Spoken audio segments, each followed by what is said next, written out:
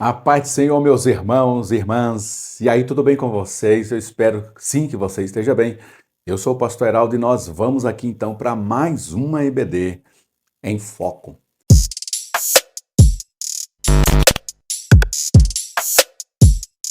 Pois bem, meus queridos, amados e estimados irmãos e irmãs, lição de número 9.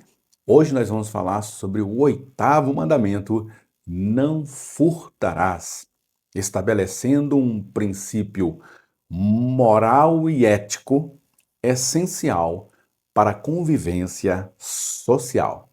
Então, nós temos destacado aqui nesse título da lição a palavra moral e ética. E aí eu resolvi trazer no próximo slide aqui uma comparação rápida entre moral e ética, porque possivelmente se eu tivesse numa aula que o professor está dando um assunto como esse, talvez essa seria uma pergunta que eu faria, né? Qual a diferença entre moral e ética? E volta e meia a gente acaba se confundindo, né? Embora são palavras distintas, mas a gente volta e meia acaba se confundindo e a gente não precisará levar para essa lição talvez a definição ou um estudo sobre moral e ética, mas só para diferenciar uma da outra, esse slide aqui, eu achei ele bem interessante, está bem resumido. Então, basicamente, a diferença entre ética e moral é que a ética ela é mais universal. Ela pode ser encontrada em vários países ao mesmo tempo, em várias culturas, em várias gerações. Ela é universal. Também ela é permanente. Geralmente, o que figurava nos conceitos de ética lá no século XV, para hoje, o século XXI, possivelmente permanece com as mesmas regras. Também ela é uma questão que é muito objetiva, né? Ela é muito pontual. Então, assim, não muda com o passar do tempo, não muda muito com a questão de nações, de povos. Geralmente é uma coisa mais universal. Então, é só você pensar na palavra universal. Serve para todas as nações. A moral, por outro lado, ela é mais temporal, ela depende muito do tempo. Então, talvez uma coisa que para as pessoas de 1950 era uma coisa moralmente aceita, moralmente inaceitável, para nós, já no século XXI, já mudou esse conceito. A gente vê muito isso naquelas famílias mais tradicionais, né, que tinham alguns tipos de costume. Então, o costume da família A em relação à família B, o costume da cidade de São Paulo, mais do interior, em relação à capital. Então, dependia muito do local que você está falando, aquele tipo de regra. Por exemplo, às vezes a moral ela pode variar assim de a diferença do muro do vizinho para sua casa. Então, alguma coisa que para minha casa, dentro da minha família, é moralmente inaceitável, talvez para o vizinho aqui, depois da parede, o vizinho do outro lado, para ele já é moralmente aceitável isso. Então, a moral ela é mais subjetiva, ela é mais local e ela é mais pessoal. Já a ética é mais universal, é mais abrangente, envolve mais culturas. Talvez uma coisa que eticamente é aceita por mim também é pelo meu vizinho, também é aqui por Brasília, por São Paulo, Rio de Janeiro, Argentina e espalha pelo mundo todo. Já a moral, uma coisa que talvez é moralmente aceitável para mim, talvez não é aceitável aqui para o meu vizinho. A gente precisou fazer essa definição porque nós vamos falar sobre a questão do roubo e do furto, né? E aí, quando a gente fala de roubo e furto, a gente está falando de uma coisa mais ética, é mais universal. Então, roubar, furtar alguém, isso é inaceitável em qualquer cultura. Assim como matar alguém. Geralmente, dificilmente uma cultura vai aceitar que uma pessoa tire a vida de outra. Assim também a questão do furto e do roubo em todas as nações, praticamente todas as nações repudiam esse tipo de atitude. Até mesmo nações, tribos ou uma coisa, países mais, digamos assim, que são mais assim menos desenvolvidos socialmente, ainda vivam de maneira muito rural, muito precário, mesmo assim, lá dentro daquela sociedade, daquela tribo, daquela aldeia, esse tipo de comportamento é inaceitável. Aí você entra no campo da ética, que é mais universal. O nosso texto de referência para essa lição está aqui em Êxodo 22, e eu quero fazer também alguns destaques aqui. Se alguém furtar boi ou ovelha, e eu degolar ou vender por um boi, pagará 5 bois. Então, se eu roubei um, se eu furtei um, eu tenho que ressarcir a pessoa, devolver 5. E pela ovelha, 4 ovelhas. Então, era uma regra que tinha em Israel, e eu acho muito interessante esse tipo de regra, né? Porque hoje, só abrindo um parênteses, talvez seja a minha opinião, tá, gente? A gente a gente às vezes deixa a nossa opinião, não serve, talvez não vai servir para você, mas talvez para outras pessoas sirva. Esse é um tipo de regulamento que acaba freando o ímpeto da pessoa de fazer algo. Porque vamos supor que você roube, furte aí R$ 1 milhão. Você roubou R$ 1 milhão de um banco. E aí você pensa o seguinte: se eu roubo R$ 1 milhão, eu fico preso quanto tempo? Vamos imaginar que a prisão ali durasse 5 anos. Então você roubou 1 milhão, escondeu esse dinheiro, comprou alguma coisa e sumiu o dinheiro. A polícia não pegou mais o dinheiro de você. E você pensando nisso, você pensa da seguinte forma: eu roubo 1 milhão, dou um jeito de esconder esse dinheiro, fico preso 5 anos e daqui 5 anos eu estou livre e vou desfrutar dos meus R$ 1 milhão que eu furtei lá do banco, que eu roubei lá do banco. Já nessa forma de Israel tratar o problema, a pessoa não necessariamente vai ser presa, mas ela tem que restituir aquilo que ela furtou, que ela roubou e várias vezes mais. Agora imagina, irmão, você por alguma necessidade, por algum vacilo seu, você vai lá e rouba um boi de uma pessoa. E aí você é pego, você é julgado ali, você tem que pagar 5 bois para aquela pessoa. Isso é uma regra, uma lei que protegia muito bem aí a propriedade privada, a propriedade do outro, né? Se o ladrão for achado a minar ou a roubar ou a arrebentar uma porta, né? Essa palavra minar, ele está tentando entrar, tentando tomar posse de alguma coisa, entrando em algum ambiente que não era necessariamente dele, que é de outra, ele está tentando furtar, está tentando entrar, está tentando subtrair alguma coisa. E essa pessoa, ela for ferida e chegar até a morrer, o que feriu não será culpado de sangue. Imagina alguém tentando entrar em sua casa, você percebeu aquilo dali, entrou em luta corporal com aquela pessoa, a pessoa veio a óbito. Você não será punido por isso, porque você só reagiu ou teve uma reação a uma ação de alguém tentando entrar em sua casa ou alguém tentando subtrair algum bem ou alguma posse sua. Versículo 3: se o sol houver saído sobre ele, será culpado do sangue. O ladrão fará restituição total. E se não tiver com que pagar, será vendido por seu furto. Então pode acontecer de alguém não ter condição de pagar, então ele vai ser vendido, vai ser escravizado. E essa é uma regra, irmãos, que eu acho fantástica na lei de Israel, porque ela está aqui num país ou numa nação que está em desenvolvimento ainda, está em crescimento, está saindo de muitos e muitos anos como escravo ali no Egito, está se deslocando para uma nova terra, para uma nova pátria, vão se tornar uma nação modelo para as demais.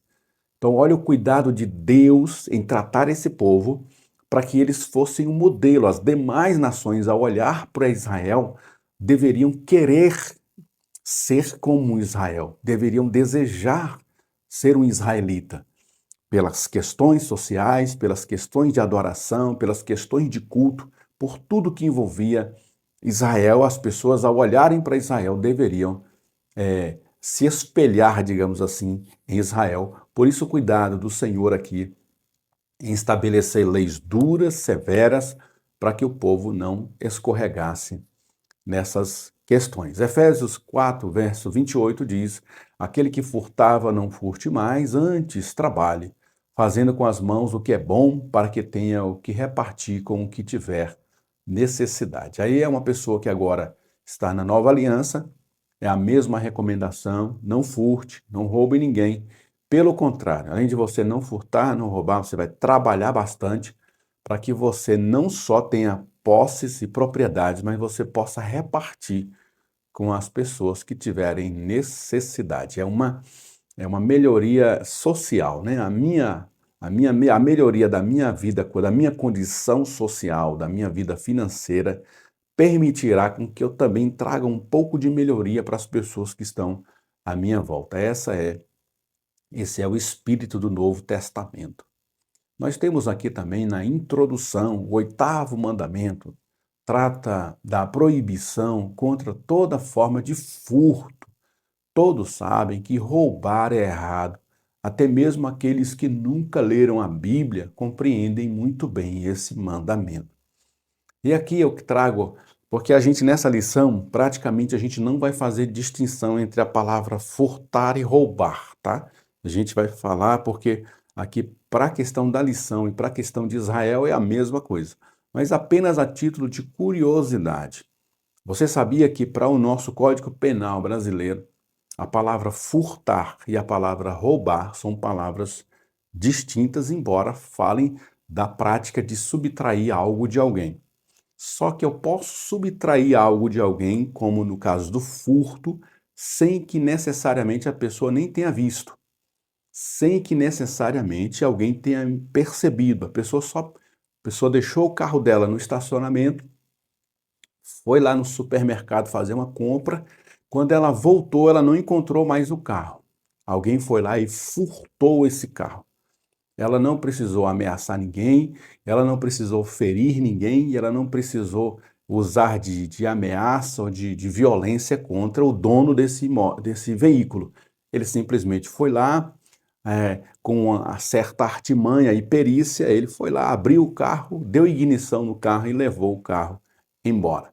Agora, a mesma situação pode acontecer, eu deixo o meu carro no estacionamento, e quando eu estou estacionando o carro, estou procurando a vaga, alguém vem contra mim com uma arma, seja uma faca, seja uma arma de fogo, seja com um pedaço de pau na mão, seja gritando, bravejando, batendo, pegando a pessoa à força, mas que use de ameaça, grave ameaça, use de violência, essa pessoa vai subtrair o carro de mim.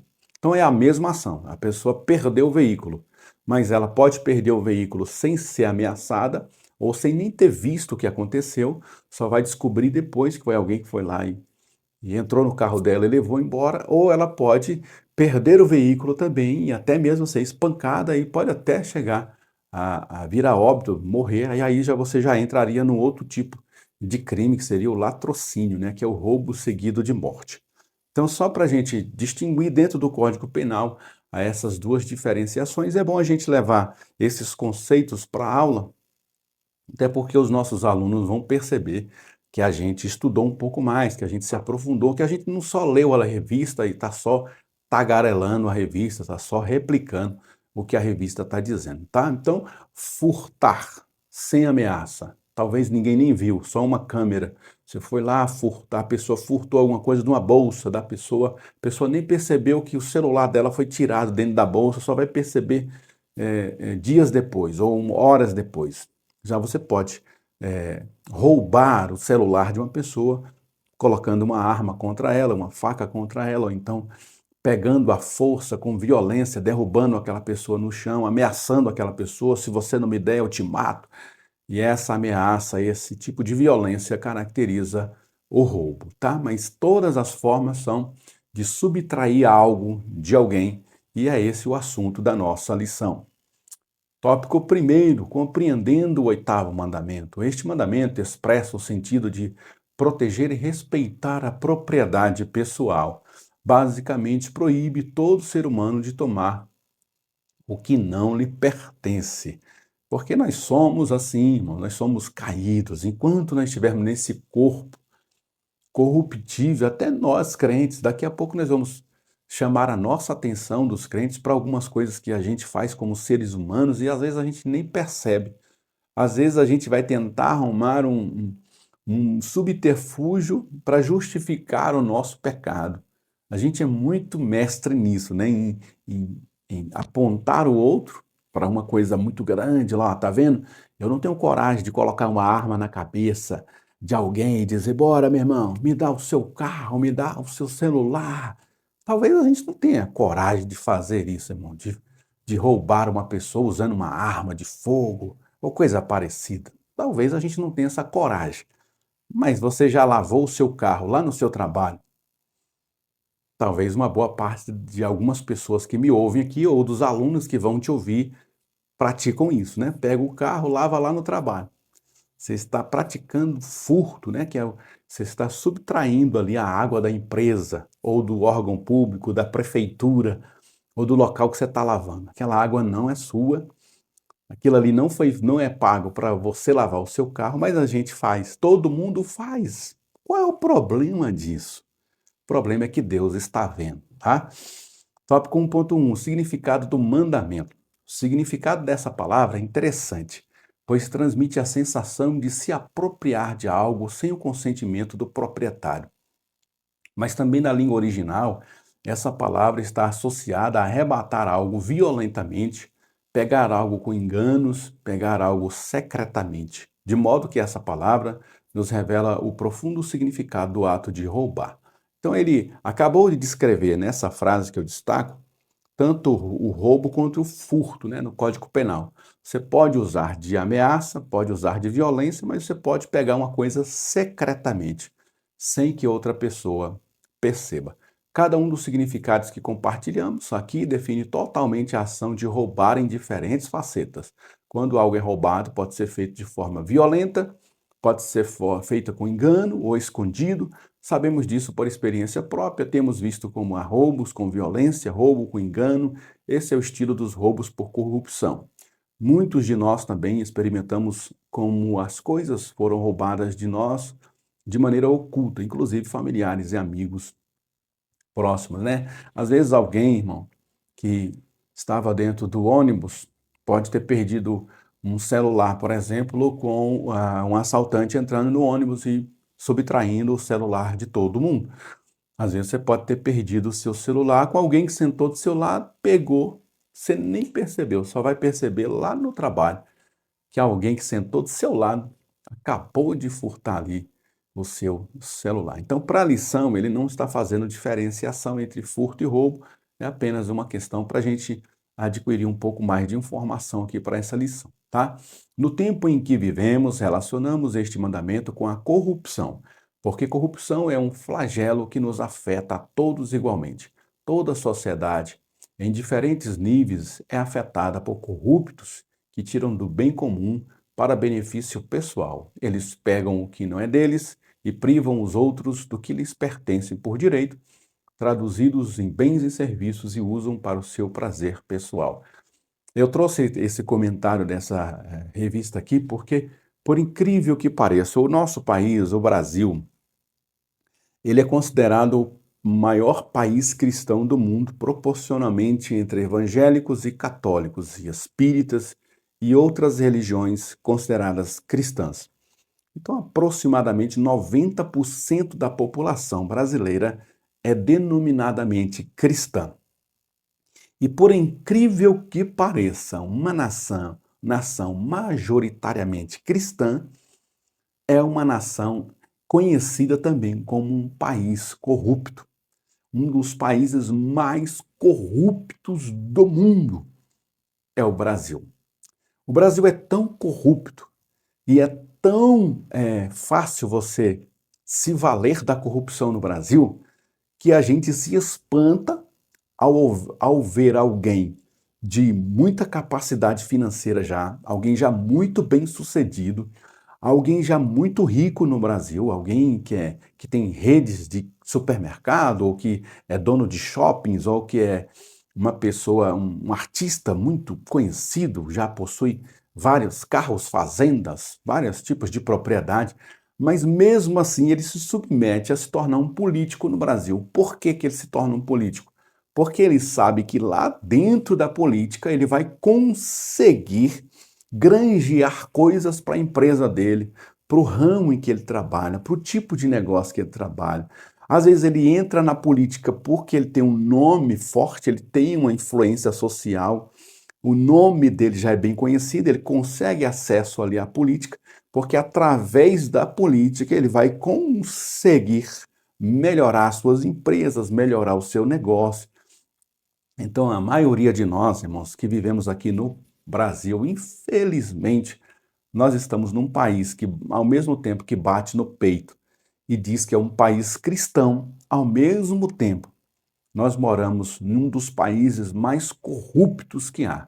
Um país riquíssimo, mas que você tem um nível de desigualdade social muito grande, muito em virtude da corrupção. Os políticos eles têm uma dificuldade muito grande de assinar um aumento do salário mínimo que vai aumentar a R$ 20 para a população mais pobre. Mas uma facilidade muito grande de assinar também um aumento que vai aumentar, duplicar, triplicar, quadruplicar o salário de um senador, de um ministro de Estado ou coisa parecida, do prefeito da cidade. A facilidade em aprovar algo que me beneficia e a dificuldade de aprovar algo que vai beneficiar a população pelo qual me elegeu para que eu entrasse lá. Então a corrupção ela é um câncer e infelizmente nós não temos muito o que comemorar no nosso querido Brasil.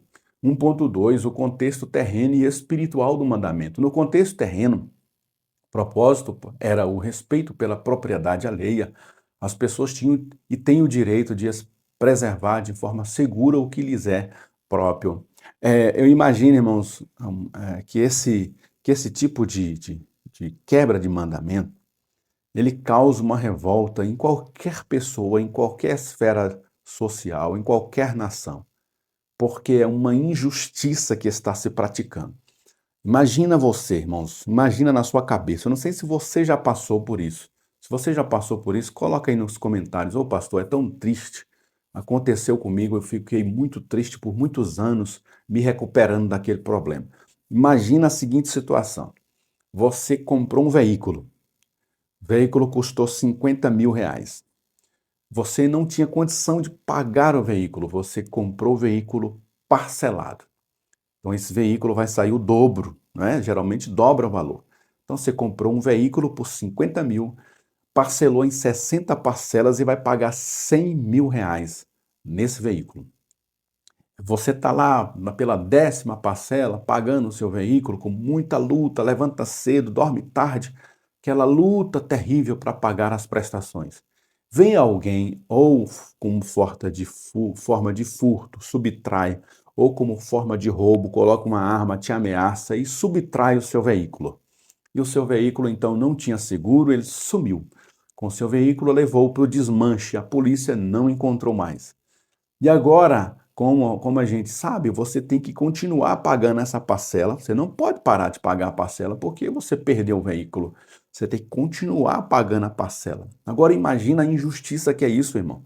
Você vai continuar trabalhando, levantando cedo, dormindo tarde, pegando o ônibus, sabe? Às vezes sofrendo maus tratos, sofrendo ali perseguição no trabalho para pagar um veículo que não é mais seu, que alguém que subtraiu já vendeu esse veículo para o desmanche, pegou aquele valor tão pouco, tão irrisório, às vezes vendeu por 5 mil para o desmanche, já queimou o seu dinheiro todo, aqueles 5 mil já virou drogas e festa para ele, já esgotou com aquele valor, e você que perdeu o veículo ainda continuará pagando esse veículo durante, imaginemos aí, mais 40 meses. Isso é uma tremenda de uma injustiça, irmãos. Por isso que esse mandamento ele continua na lei do Senhor. Graças a Deus e a providência de Deus, ele continua em todas as nações. Por isso que eu fiz a questão de definir ética e moral. Então, em todas as nações, é uma questão ética também, mas que infelizmente, por falta de punição naquele país, naquela legislação, naquele código penal daquele país, infelizmente aquela pessoa não vai sofrer nenhuma punição, mesmo que ela for pega. E sabe qual é a mensagem que a gente passa para essas pessoas? É que vale a pena ser corrupto, vale a pena você ser ladrão, vale a pena você ser um homicida, porque mesmo que você seja pego, a punição não é consideravelmente alta ou proporcional ao que você fez. Por isso eu louvo a Deus pela vida de Israel, né? Que dentro da lei de Israel a punição era imediata e severa e fazia com que os homens freassem esse ímpeto de praticar o mal. Este mandamento parte então do princípio do reconhecimento da propriedade privada e que tal propriedade não deve ser arrebatada de modo algum. O respeito a esse princípio buscava estabelecer ordem e estabilidade na sociedade. Porque o que acontece, irmão? Imagina você, nesse exemplo que eu dei, hipotético, né, que pode acontecer comigo, com você. Aí alguém furtou, subtraiu o seu veículo, você continua pagando aquela parcela. O que isso pode causar? Uma instabilidade na sociedade. Porque você, vendo que a justiça não foi feita, você pode correr o risco de praticar justiça com a sua própria mão. Você pode correr o risco, além de praticar justiça com a própria mão, de falar assim: já que esse cara não é punido, já que não há punição, eu também vou começar a praticar também coisas, furtos, roubos, extorsão, corrupção. E aí você também, às vezes por falta de uma boa mentalidade, também pode querer cair na onda e fazer parte dessa turma também. E é terrível, aí a sociedade acaba entrando em desequilíbrio. É terrível. Por isso que a lei do Senhor, ela visa proteger a família, proteger a sociedade, proteger as relações entre os homens, porque se não fosse a lei do Senhor, esse mundo já tinha virado um verdadeiro caos. O contexto espiritual aponta para o princípio de que Deus é o dono pleno de absolutamente tudo que é material, do imaterial e de seus habitantes. Portanto, não é apenas apropriar-se legalmente de algo que pertence a outra pessoa, é afrontar diretamente o próprio Deus a quem tudo pertence. Deus é dono de tudo, e eu, como mordomo, a gente vai ver essa palavra mais à frente, eu sou o mordomo do que Deus me deu. Então, eu tenho esse veículo, eu tenho essa casa, apenas estou administrando aquilo que pertence a Deus, porque ninguém leva um carro para um caixão, ninguém leva uma casa para o caixão, ninguém leva joias para o caixão, ninguém leva. Por mais que você tenha dinheiro, você tem 1 milhão no banco, você não vai levar esse 1 milhão para dentro do caixão, não tem nem sentido de você fazer isso. Então você apenas administrou o que é de Deus, tudo, todas as riquezas são de Deus. Então, de olho nisso, com essa mentalidade, a gente tem que proteger não só os nossos bens, mas proteger o do outro. Porque se aquela pessoa tem, ela está administrando para Deus. Se aquele outro tem uma certa quantidade de bens, ela também está administrando para Deus e tudo pertence a Deus. Então, se eu furto, se eu roubo uma pessoa, eu não estou necessariamente somente atingindo essa pessoa, mas também aquilo que pertence ao próprio Deus, e bem colocado aqui nessa lição, nesse tópico 1.2. Mais um comentário da lição: roubar não é apenas uma violação do princípio da propriedade pessoal, mas também é ir contra a vontade de Deus ao privar outra pessoa de algo que Deus lhe deu. É o que eu falei agora do veículo. Imagina, não, a tristeza que é para uma pessoa orar a Deus, pedir a Deus um trabalho, pedir a Deus uma condição financeira de possuir um veículo. Aí ela não tem condição de comprar à vista, compra a prazo. Aí orou a Deus, Deus deu condição, a pessoa vai lá, agradece a Deus, leva a chave para a igreja e ora e se alegra, sabe?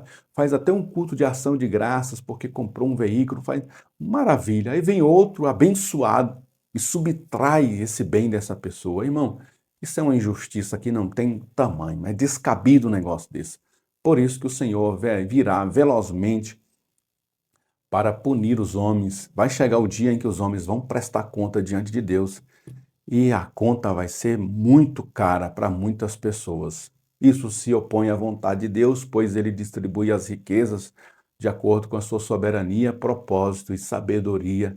Temos que ter muito cuidado quando nos identificamos com algumas causas sociais, pois sem saber podemos nos colocar na linha de ações que vão abertamente contra o que Deus estabeleceu. Não somos nós que vamos fazer justiça Às vezes a gente quer ser justiceiros e fazer coisas que estão fora da lei ou até mesmo dentro da lei, mas que eticamente é proibido, irmão.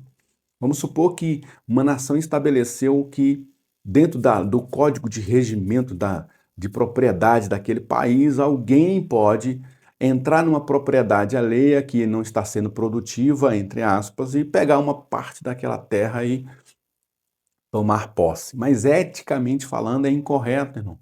A pessoa adquiriu aquilo, Deus deu a ela a condição, ela é a proprietária daquele terreno, por mais que ela não esteja usando produtivamente, ou que seja para que ela esteja usando, mas é dela, está documentado, ela pagou por aquilo, ela ganhou aquilo por herança, ou ela pagou aquilo com dinheiro, com o seu trabalho. E quem sou eu e quem somos nós para entrar na propriedade de outro e dizer eu quero essa parte aqui da sua terra porque você não produz e diz aqui a nossa lei que é permitido eu entrar aqui e a subtrair aquilo. Não é, irmão. Eticamente falando, é imoral isso, não causa estranheza dentro da lei, mas causa estranheza dentro do princípio da lei universal do Senhor, da ética cristã, da ética de relacionamento entre os homens. Eu não gostaria. Vamos supor que eu imagino aqui que, graças a Deus, isso um dia pode acontecer comigo, mas não é o caso. Mas vamos imaginar que eu tenho 10 veículos na minha garagem. Eu não gostaria que alguém olhasse e falasse assim: olha, já que o Heraldo tem 10, então eu posso subtrair um dele, porque ele vai ficar com 9. 9 carros pro Heraldo, tá bom ainda, não é? Não é assim que a banda toca, não é assim que funciona. Se eu tenho 10, é porque eu tive condições de, com o meu trabalho, com o meu sustento, com o meu suor, comprar os 10. Agora, o que eu faço com esses 10 é um problema meu. O que a pessoa está fazendo com as propriedades dela é problema dela. Nós não temos o direito e o Estado também não pode ter o direito de interferir nisso, irmãos, e estão querendo mexer com isso. O direito de propriedade, o direito à herança. O cara trabalhou a vida inteira e deixou lá fazendas, casas, imóveis para os filhos, para os netos, para todas as gerações dele daqui a 100 anos estão completamente abastecidas. Aí o Estado vai lá e toma aquela herança daquela família. Está errado, irmão, está errado. Se aquela pessoa conquistou e está deixando para os filhos como herança, ele tem todo o direito de fazer isso e o Estado não tem que interferir nisso. É o que eu penso, é o que eu acho, talvez a gente pense aqui diferente, mas é uma causa que privar uma pessoa de usufruir aquilo que ela trabalhou para ter, no mínimo, uma afronta à lei do Senhor. 1.3, o mandamento em nossos dias. Olha só que interessante esse tópico, né? Lutero disse que quebramos o oitavo mandamento sempre que tiramos vantagem do próximo em qualquer tipo de negócio que resulte em perda para ele. Práticas comerciais comuns são imorais, mesmo que tecnicamente não sejam ilegais. É o que eu falei sobre a questão da ética, né? Talvez na questão da lei está permitido, mas uma questão ética ou questão moral está errado. Desde os aumentos extorsivos, à propaganda enganosa, infelizmente o roubo está presente no cotidiano da sociedade. Até de nossos governantes, a lista é infinita e os casos são inúmeros. Disse mais Lutero: se olharmos para a humanidade em todas as suas condições, não há nada mais que um vasto e amplo estábulo cheio de ladrões fabulosos. E concluiu: pouquíssimos ladrões são levados ao enforcamento. Se fôssemos enforcar todos, onde arranjaríamos corda suficiente?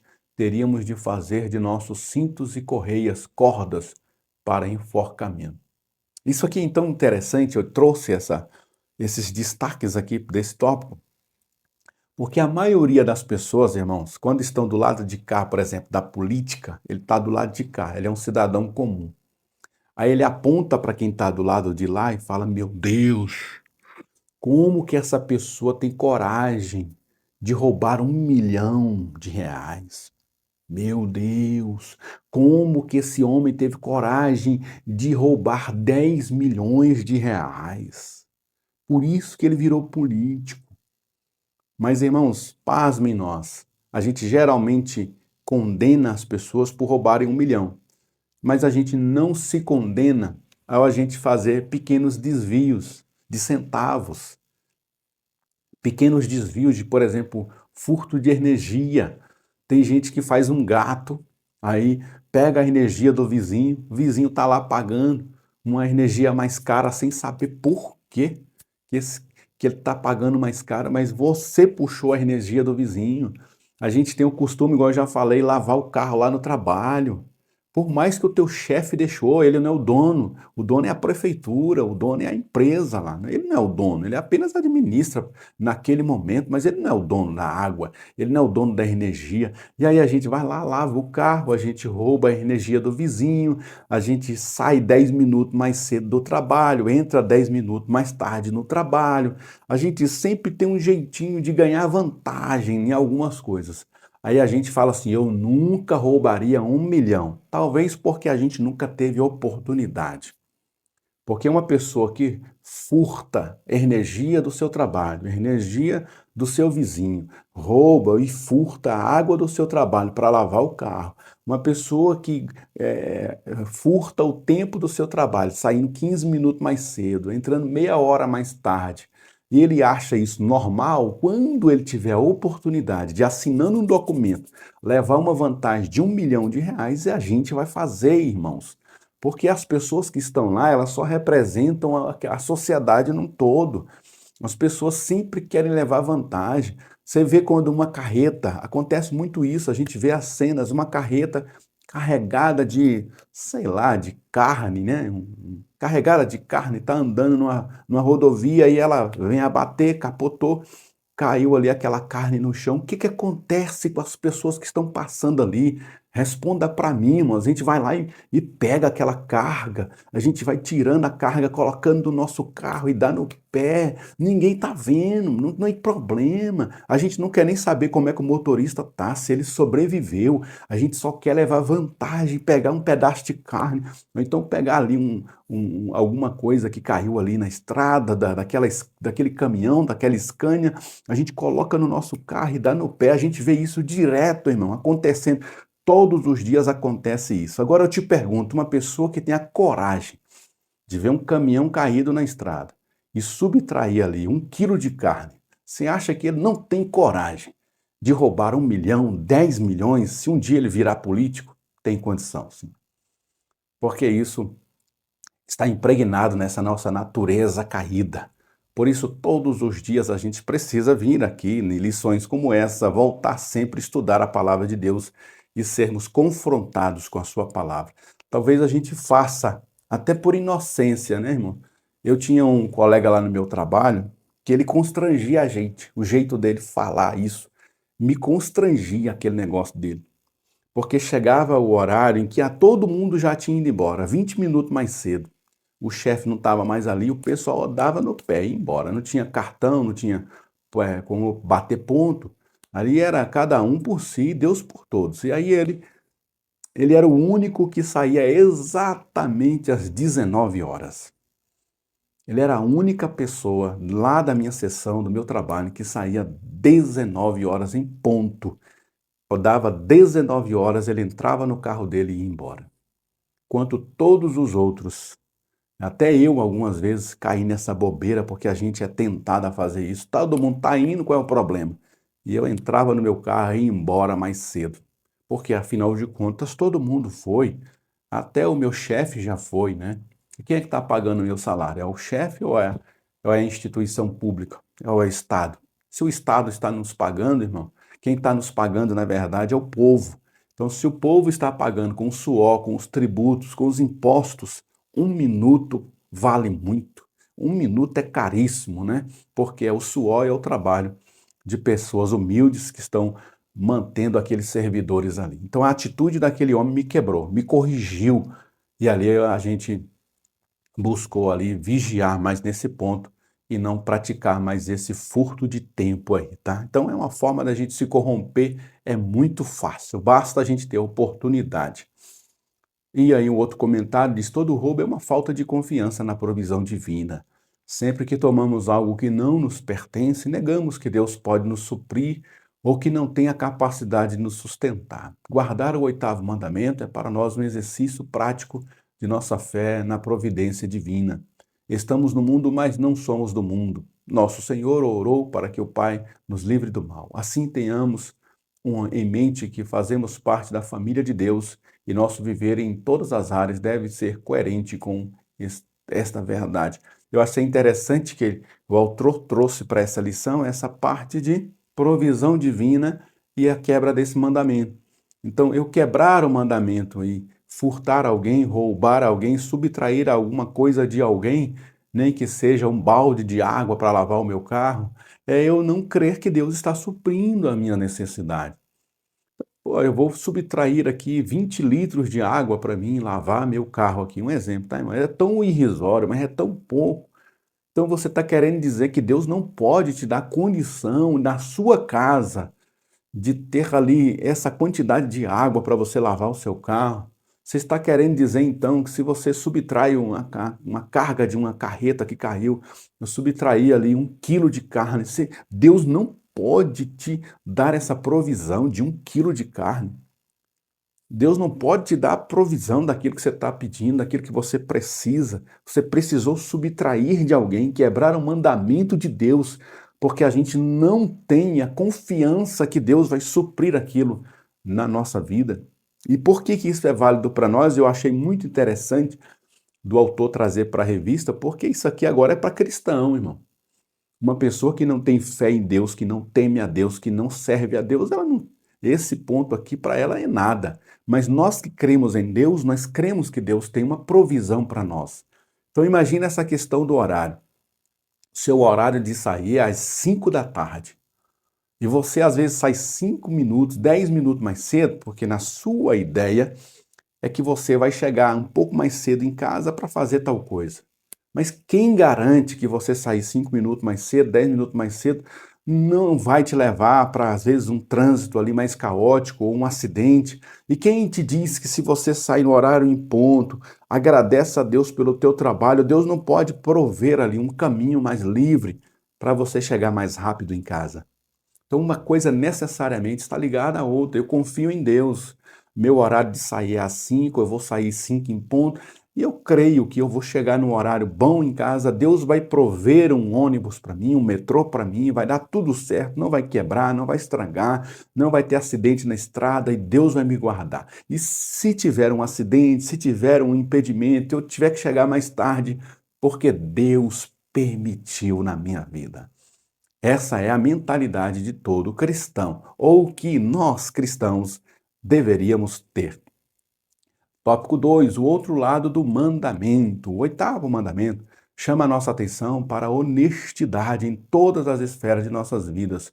Furtar é um agravo contra Deus e contrário disso é cuidar o que nos traz ao outro lado do mandamento, a nossa mordomia, não é? Um assunto interessante que o autor também traz para essa lição. 2.1, cuidar da providência divina. Em termos de nosso relacionamento com Deus, entendemos que não somos donos de alguma coisa, somos apenas administradores, porque nada nesse mundo nos pertence, nem mesmo nossa própria vida.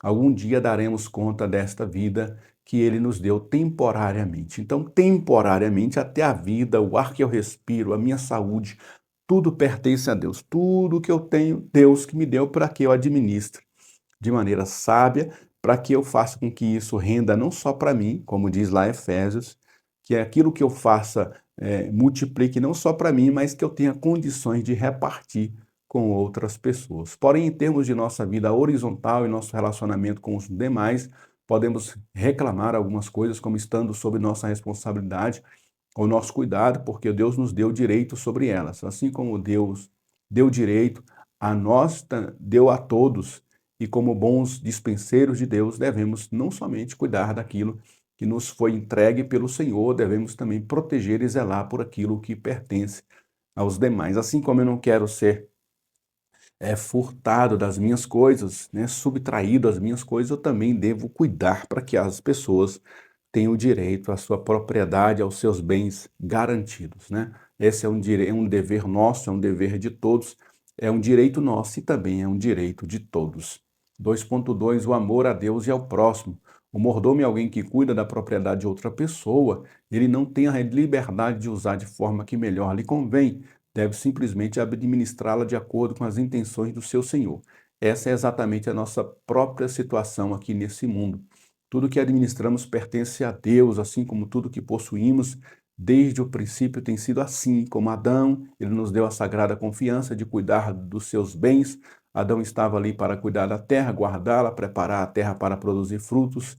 Estamos neste mundo para melhorá-lo. Não furtar, é também proteger, é cuidar, é valorizar o próximo e tudo que Deus lhe deu. O amor a Deus e ao próximo, né?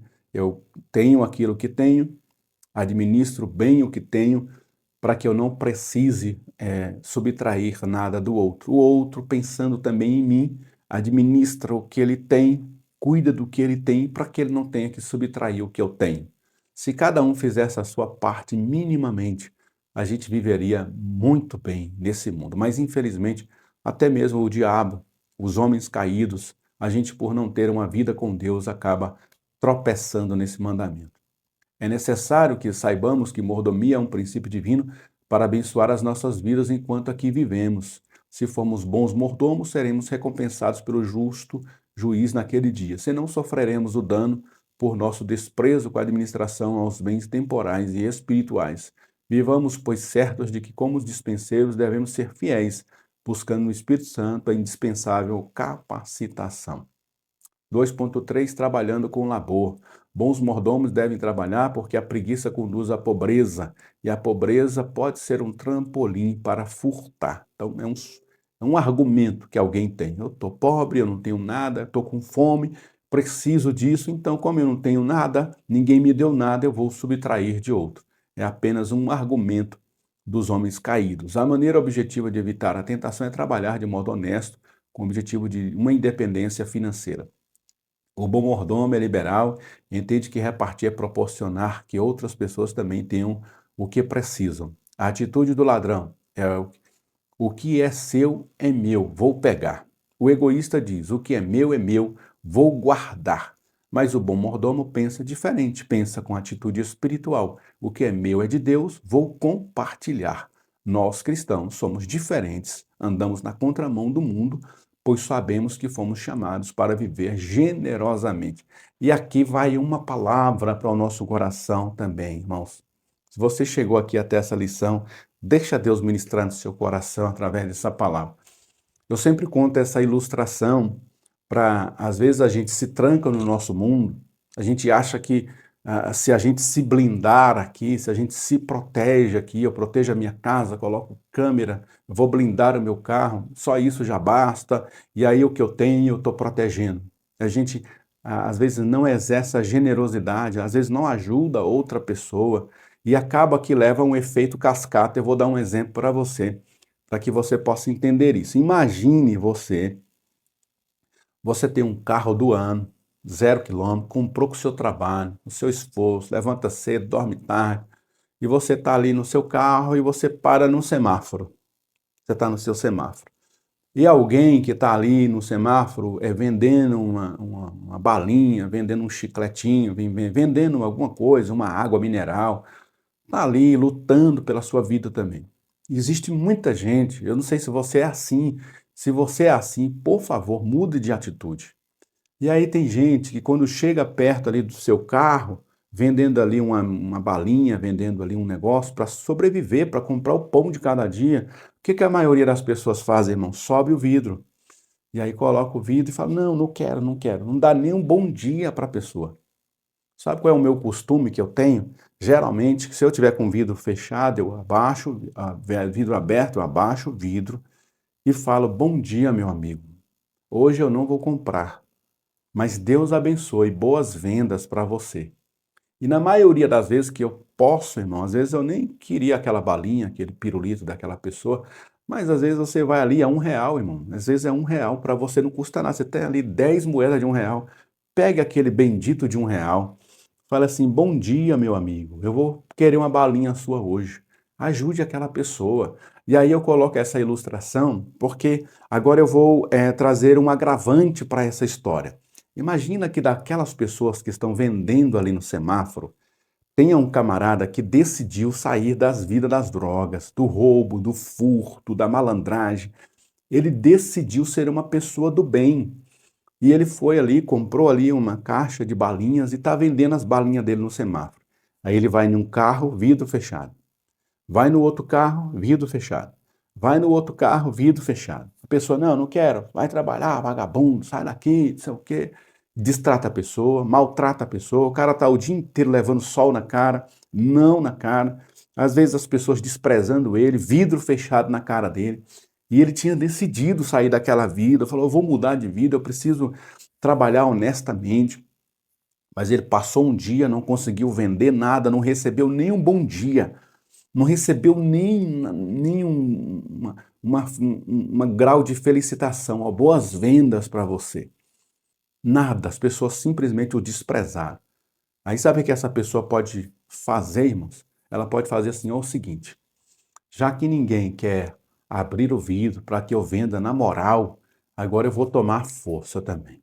Próximo semáforo, a próxima pessoa que colocar o carro dela aqui no semáforo, eu vou colocar uma arma na cara dela, vou entrar dentro do carro dela, vou sequestrá-la, vou rapar sua conta bancária, vou pegar o carro dela e se ela der sorte, eu deixo ela viver ainda.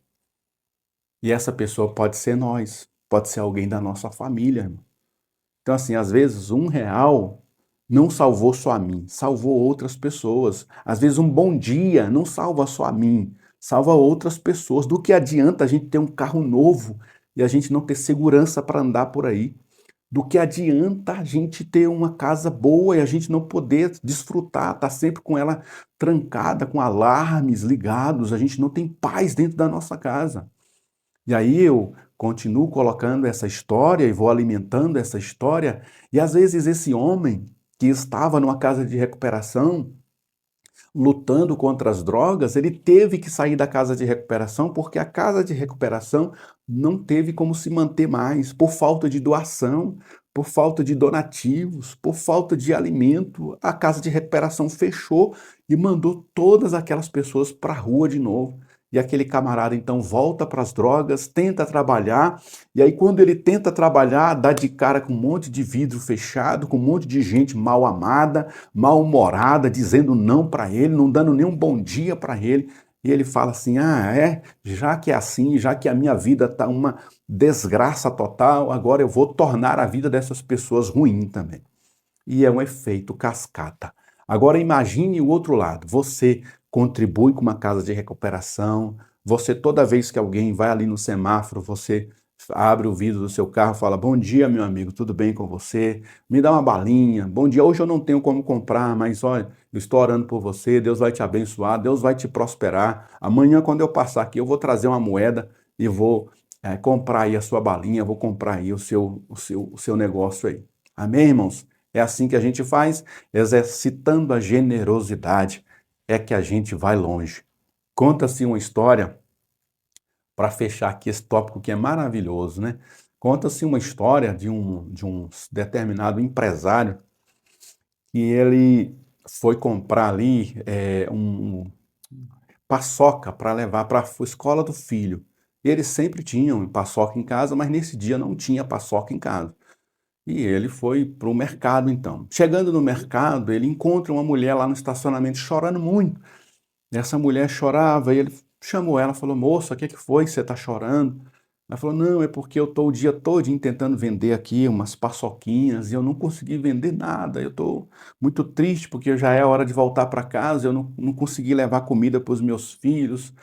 Aí ele falou assim: moça, você está até agora na rua e não vendeu nada. Ela falou: até vendi.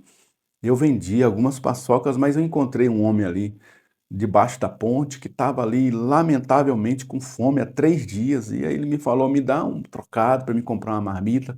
Aí eu peguei o que eu tinha vendido, fui lá, comprei uma marmita para ele, levei a marmita para ele. Eu tinha só R$ 20, é o que eu tinha ali. Eu dei, comprei a marmita, levei para ele, mas agora eu estou sem nada, eu estou muito triste, eu estou preocupada. E aí aquele moço disse: moça, você está vendendo paçoca.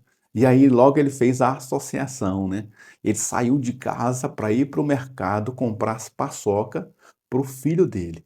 E aí ele entendeu, olha, por que que lá em casa sempre tem paçoca, mas agora faltou a paçoca, eu vim no mercado comprar paçoca e eu encontro uma mulher chorando que não conseguiu vender as paçoca dela suficiente para ela voltar para casa. Aí ele logo pensou, Deus está querendo me usar para essa mulher. Ela pegou e falou assim, você tem Pix, moça? Aí ela falou assim, eu tenho. Ele pegou e fez um Pix para ela, para a conta dela, e ali ela, então, conseguiu levar para casa o alimento. O mais interessante dessa história é que depois é que ele foi saber que o que ela tinha doado para o rapaz era R$ 20. E o que ele doou para ela, sem saber dessa relação das contas, R$ 1.000. Ou seja, 20, como é que é? 20 vezes mais, 50 vezes mais, né? 50 vezes mais do que ela tinha, 50 vezes mais do que ela tinha doado para abençoar a vida daquele rapaz. Ela recebeu 50 vezes mais. E aí, quando esse homem, esse empresário, volta para casa, então ele comprou a paçoquinha dela, pegou ali a paçoquinha dela, foi para casa, realizou os eventos. No final do dia, quando ele foi fazer o balanço da empresa, para fechar o dia da empresa, a empresa tinha tido exatamente R$ 50.000 de lucro. Naquele dia, a empresa dele tinha tido R$ 50.000 de lucro, ou seja, 50 vezes mais do que ele tinha dado para aquela senhora, Deus havia multiplicado na empresa dele. Essa é a lei da generosidade, irmãos. Quem tem, tem que repartir com quem não tem, e assim o Senhor vai abençoando as pessoas para que as pessoas não tenham necessidade de furtar, de roubar o que é do outro, ok? Mais um comentário aqui. Além de desfrutarmos das coisas que o Senhor nos dá, entendemos claramente que não somos um fim em nós mesmos e estamos no mundo para fazer a diferença. Pensar na subsistência do próximo deve fazer parte da nova vida que recebemos de Deus, é o que eu falei agora, né? A W. Tozer declarou que toda posse temporal pode ser transformada em riqueza eterna. A única fortuna que poderemos ver outra vez é aquela que investimos na eternidade. Daqui não levamos nada, mas uma coisa é certa, podemos enviar daqui para a eternidade. É justamente isso que aquela mulher fez com aquele mendigo, que aquele empresário fez com aquela mulher e com que outras pessoas que compraram da empresa dele estavam fazendo com ele, investindo na eternidade. Então, muito mais, eu penso assim, é por isso que eu paro no semáforo, dou bom dia, porque muito mais do que você comprar uma balinha de alguém, você está ajudando aquela pessoa. Quanto que é a sua balinha? É R$ 1. Eu vou te dar aí R$ 2, mas é só uma, eu quero te dar os R$ 2, eu quero te dar R$ 5. Bom dia, moço, Deus te abençoe. Você está plantando, você está investindo naquela pessoa e automaticamente investindo na eternidade, colocando tesouros lá na vida eterna. Quando você chegar lá, você vai ter um tesouro que você plantou aqui na terra, que você granjeou aqui na terra.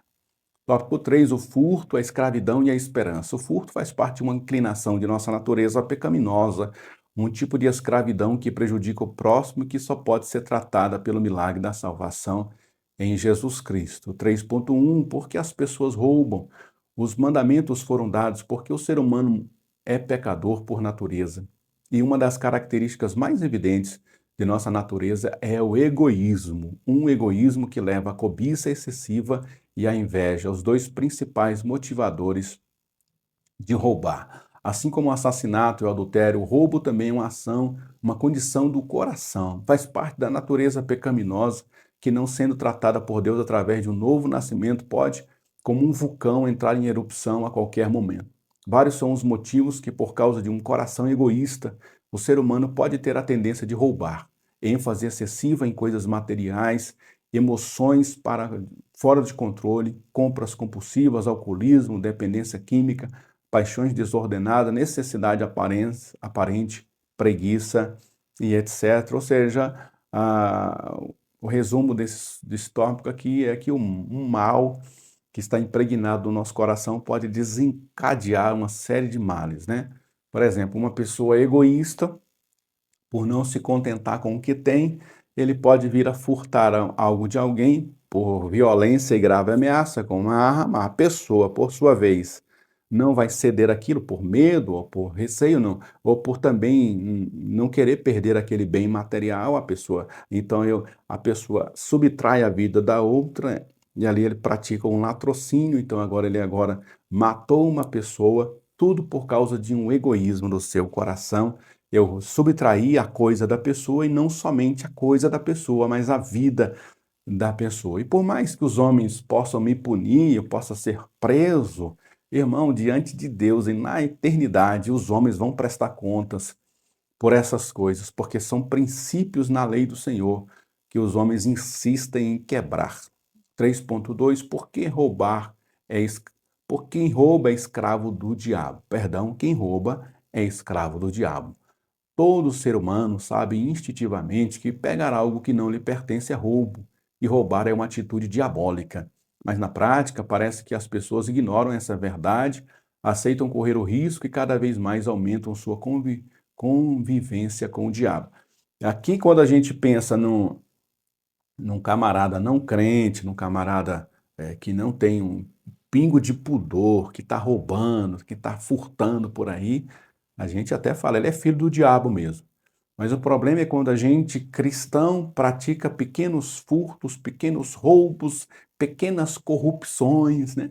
Subtrair o tempo do nosso trabalho, subtrair a água do nosso trabalho, subtrair ali alguma coisa do seu trabalho, ali uma borracha, um lápis, uma caneta.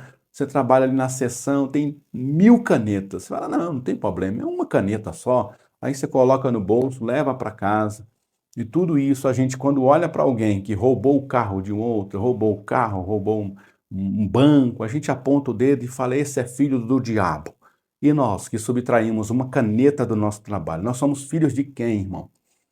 Vem que essa pergunta para nós, que a gente possa ter o maior cuidado do mundo e o zelo pelas coisas que pertencem a nós, mas também pelas coisas que são alheias, porque Deus vai nos fazer prestar contas de cada detalhe nosso. A Bíblia revela que aquele que ainda não nasceu de novo e adota uma conduta moral contrária à vontade de Deus está vivendo de acordo com o diabo.